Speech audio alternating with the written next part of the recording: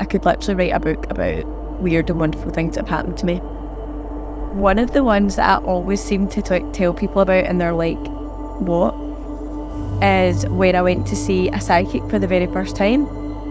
So the very first time I saw a psychic, I was 18 and I went to see Kizzy in the Savoy Centre in Glasgow. Now, if you're not from Scotland, the Savoy Centre is a weird place, but it's iconic. It's in Glasgow city centre. It's like a little mini shopping mall, but it's quite old. It's been there for a long, long time. So anyway, Kizzy has been there for years and years and years, and she is like a traditional, like, clairvoyant. She read my palm actually when I went, so I suppose you could say she's like a palm reader, and she doesn't have appointments. You just go and you just show up. So when I turned 18, I was like obsessed with afterlife. I've spoken about this in other videos. Like, I was having my spiritual awakening, and yeah, like, I was just like devouring anything to do with the afterlife, like all these different things. And I thought, I need to go and get a reading myself because I just need to know more and experience this. So I went to see Kizzy.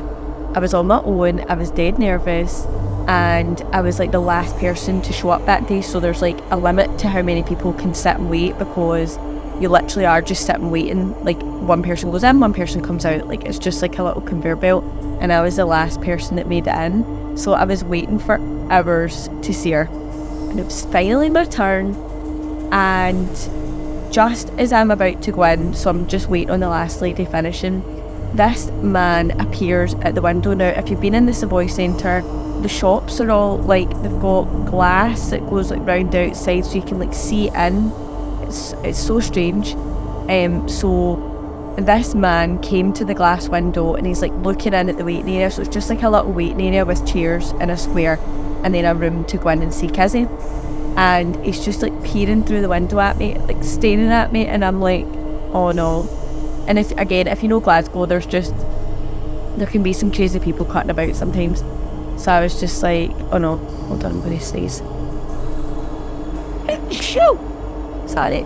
So anyway, this man's peering in at me, and he was like, I swear, if someone showed me him in a lineup right now, I could pick him out. Like, I'll never forget his face. He was quite small. He was like bald at the top, and he had like kind of red hair round the sides, and he was really small. He had a black anorak on, and kind of like he was quite red in the face, as if he'd been like running up and down stairs or something. Like, he looked like out of breath. And he's like looking in at me, and then he comes in, sits down in a chair facing me, so across from me, and he's just staring at me, and I was freaking out. So he's staring at me, and then I was just looking at him like, and he said to me, who's Annie? Right? And I was like, who's Annie? And he went, yeah, who's Annie? Tell me who Annie is. I said, I don't know anyone called Annie.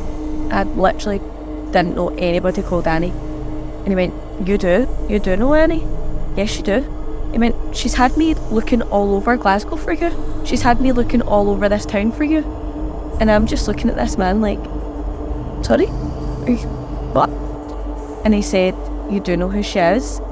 And she's telling me that. And then I clicked, and I was like, oh, he means a spirit. Like, he means someone that's passed. And he's like, she's telling me this, she's telling me that, she's telling me this, she's telling me that. And he's rhyming off all of these things about my life that's going on. And I'm going, whoa, how do you know that? Now, this man just walked in randomly. This man just walked in to Kizzy's waiting room and started saying all this stuff. And I said, how do you know this? And he said, I can do what she does. I just tell people, though. I just don't kind of charge for it or anything. I just do the job. And I was like, right. And still, I'm racking my brains. I don't know an Annie, but he's telling me so much accurate stuff. And then he says, you'll figure it out. You'll figure out who she is. There's a black and white photograph on a bedside table that's just been put up of her. And I was like, I don't have a bed. At the time, I was like, I didn't have a bedside table. I was like, it's not me, I've not got a bedside table. He was like, no, she's telling me you're going to figure it out.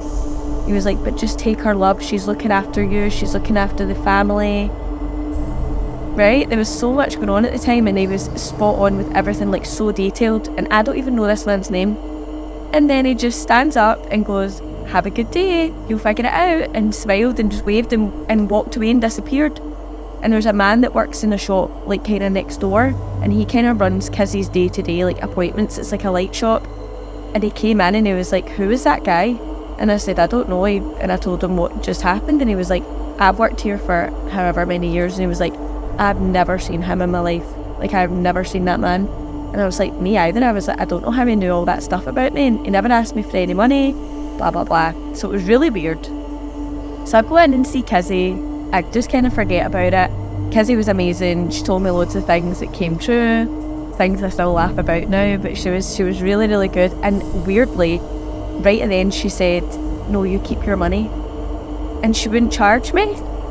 And I was like, why is someone taking my money? I'm getting 2 readings today and I've not had any money taken from me. But maybe she just knew that I was young, and like I was just starting out in my first job. I was learning to drive, and I don't know, maybe she felt sorry for me that I'd sat there all day or something.